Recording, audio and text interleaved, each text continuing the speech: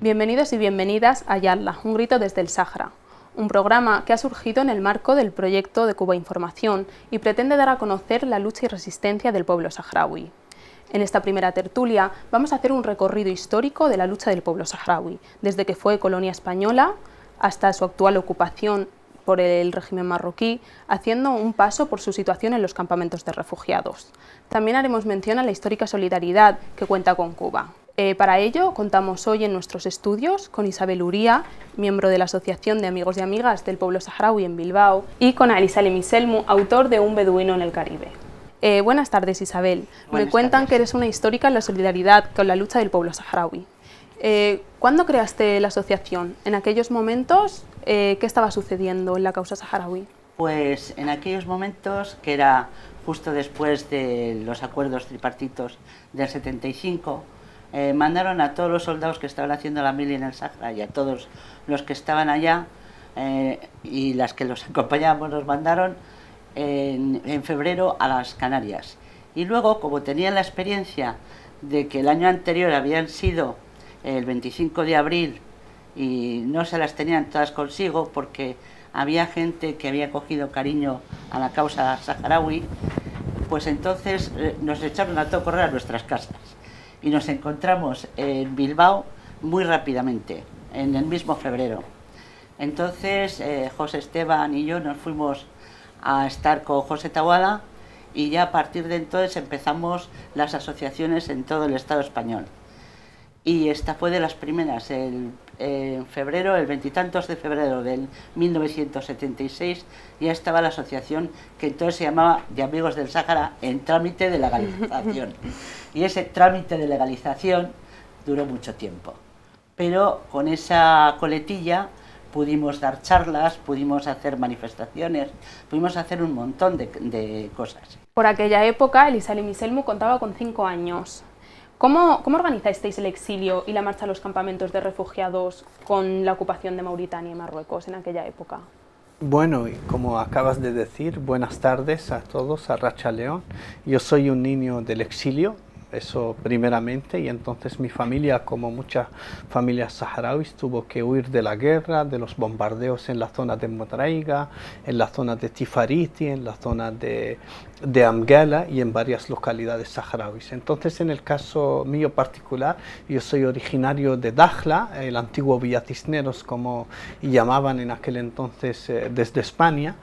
Y entonces nosotros huimos desde la frontera sur hacia la ciudad de Nouadhibou, y desde Nouadhibou pues guerrilleros del Frente Polisario nos recogieron en torno a la línea de tren que va desde Zuerat hasta Nouadhibou, y de ahí pues atravesamos todo el desierto del Sáhara Occidental huyendo a los bombardeos, huyendo a los combates que entonces ocurrían entre el Ejército de Liberación Popular Saharaui frente al ejército mauritano de la época que había ocupado la parte sur del Sáhara y frente al ejército marroquí. Entonces, si llegamos a una zona de Ain Bentili, que es fronteriza con el Sáhara y Mauritania, y allí pues estuvimos a punto de ser bombardeados por la aviación marroquí, y gracias a una reacción rápida del Ejército de Liberación Popular Saharaui, pues nos evacuó inmediatamente hacia la zona de Argelia, en torno a Rabuni, lo que es el actual Rabuni, y a partir de ahí pues fuimos a la wilaya de Dakhla y a partir de ese momento nos convertimos en refugiados.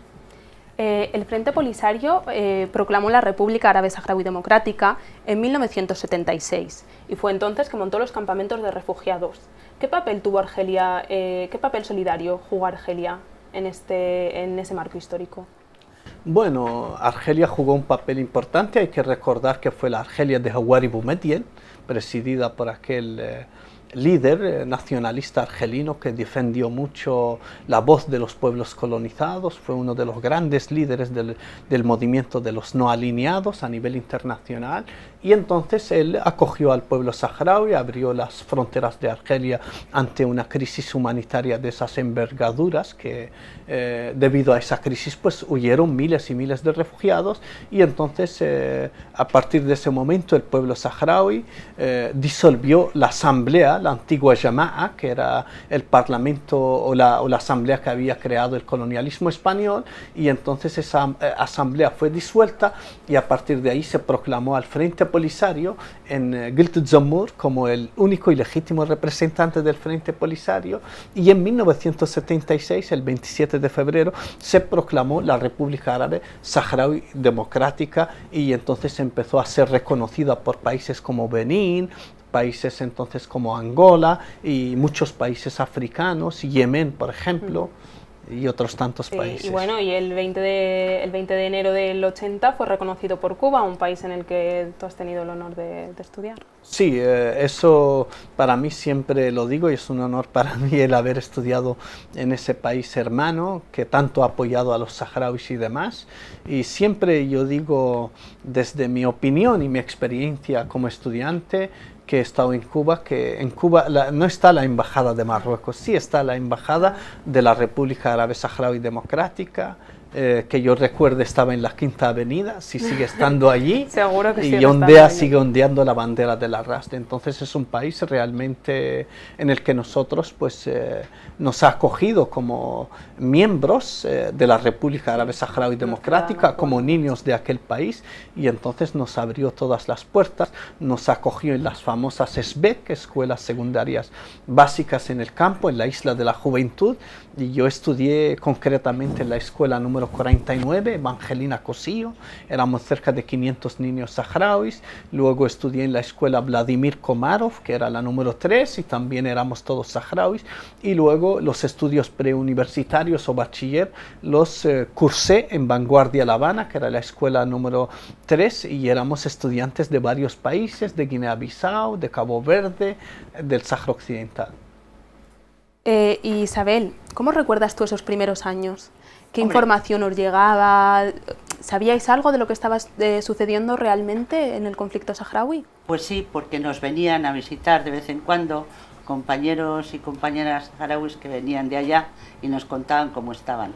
Me acuerdo de las primeras campañas del gofio, de medicinas, de recogida de alimentos también.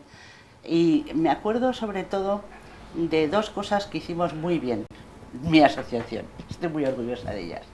La primera, que como estábamos muy indignados y muy indignadas, nos fuimos a muchísimos sitios a hablar del tema, a darles recursos para apuntarse a asociaciones, para crear asociaciones, etc. Y la segunda, que como queríamos que todo nuestro pueblo, y ya sabemos cómo son los pueblos, que todo nuestro pueblo fuera solidario con el pueblo saharaui, no nos pegamos a ninguna de las fuerzas políticas que en ese momento estaban en Euskadi. Tuvimos buenos tratos con todas y cada una.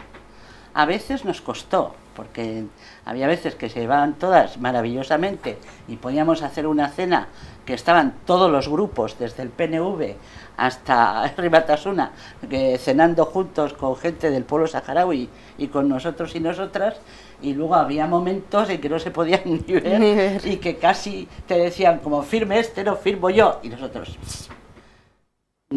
y nosotras siempre hemos tenido ese principio muy a tener en cuenta para eso, para que todo nuestro pueblo pudiera estar solidario con el pueblo saharaui.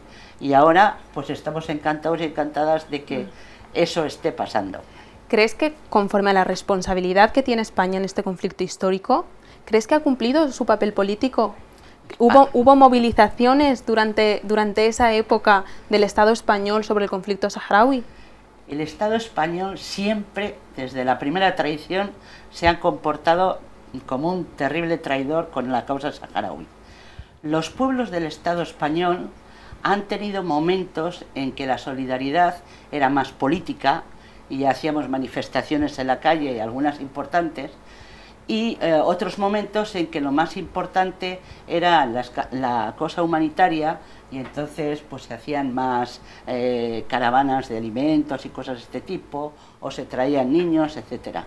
Entonces esto es lo que cambiaba, pero nuestra asociación, que siempre ha hecho de todo, porque para eso es de las primeras, cree que el Estado español en estos momentos es uno de los principales culpables del problema del pueblo saharaui. En este marco de solidaridad, como hemos mencionado antes, hemos recordado que Cuba acogió a cientos de estudiantes saharauis y lo sigue haciendo hasta hoy en día. Ali Salem es uno de ellos y se les conoce como cubarauis. ¿Qué ha sido el apoyo de Cuba para ti? ¿Qué influencia ha tenido en tu juventud? ¿Qué marco te ha dejado tu paso por Cuba?